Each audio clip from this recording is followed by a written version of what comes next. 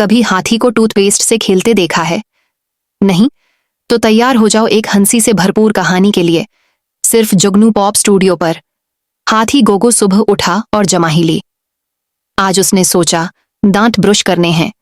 उसने टूथपेस्ट खोला और निचोड़ना शुरू किया, पर वो जोर से निचोड़ बैठा और धमाका, टूथपेस्ट हर तरफ फैल गया। गोगो की सूंड भी नीली हो गई। तभी दरवाजे पर दस्तक हुई। बाहर लोमड़ी खड़ी थी, हंसते हुए। वो बोली, ये क्या कमाल किया है? गोगो शर्मा गया, पर खुद भी हंस पड़ा। सबने टूथपेस्ट फसलाई शुरू की।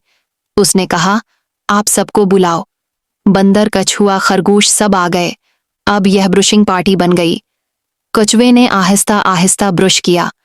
बंदर ने सरों पर झाग उड़ाई। सब जोर जोर से हंस रहे थे। आखिर में गोगो ने कहा, अब मैं रोज दांत ब्रश करूंगा। सबने मिलकर सफाई की। तो बच्चों, दांत ब्रश रखो, और अगर मजे से करो तो सफाई भी मजा बन जाती है। बच्चों, आप भी हाथी गोगो की तरह करते हो? नीचे कमेंट्स में लिखो और जुगनू पॉप स्टूडियो को सब्सक्राइब करना मत भूलो।